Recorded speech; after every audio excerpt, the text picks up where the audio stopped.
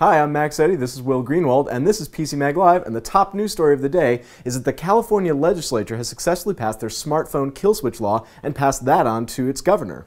Yes, this will, assuming the governor signs it, require that every smartphone made after July 2015, so it's not going to apply to your phone now or probably the one you're going to get in the next year. Probably not.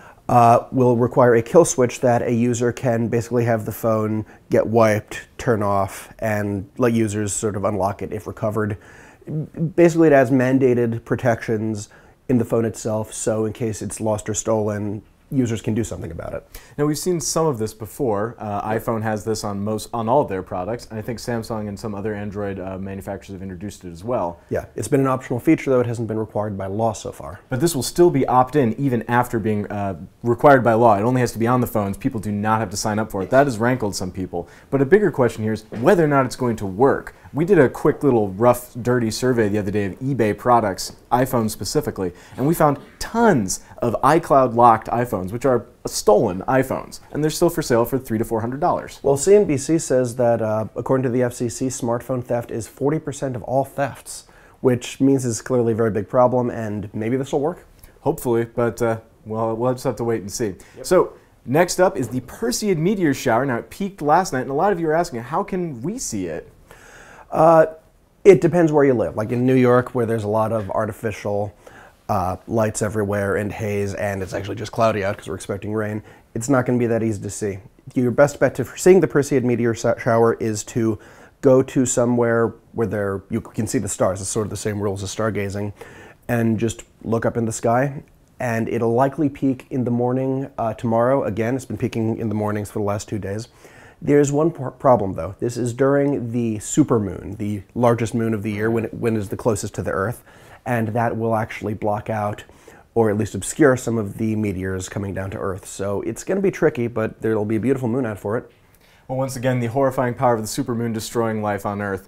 And last but certainly not least is a claim from the driving company. I don't know quite how to describe these companies. It's from Uber and Lyft, the crowdsource sharing e-livery taxi services. Lyft is claiming that Uber is playing dirty.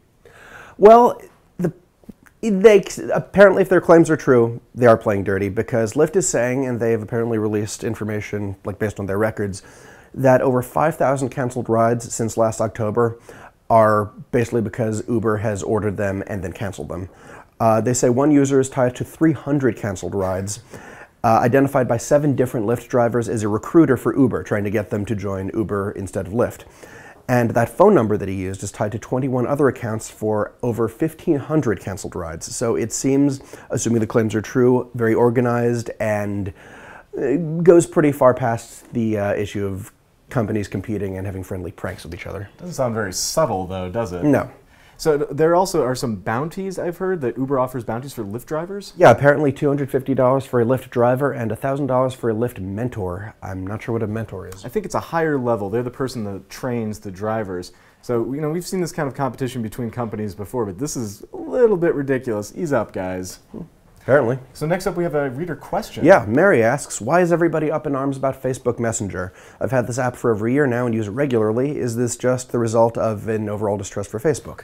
I don't think distrust for Facebook has anything to do this, although, people really get paranoid about Facebook. But well, it has its share of controversy with privacy issues. Oh, more than its fair share.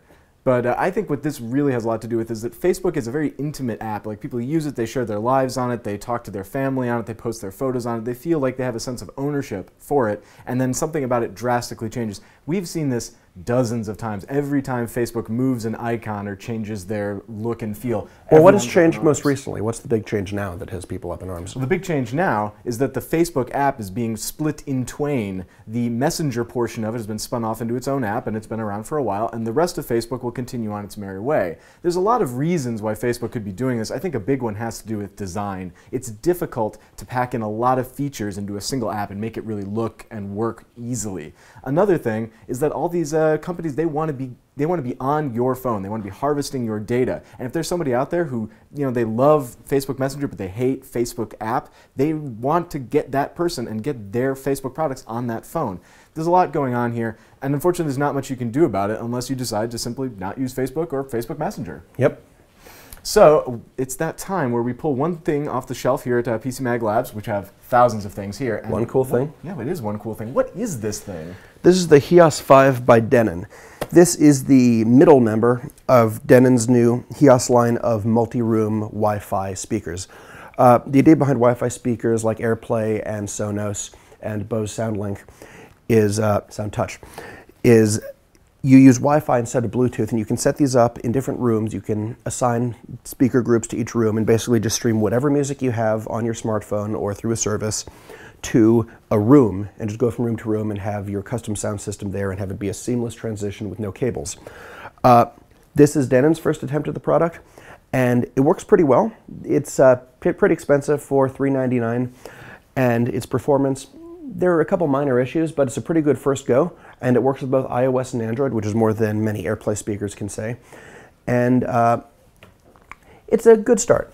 Oh. Well, that's PCMag Live for today. Thanks very much. We hope you'll tune in again tomorrow.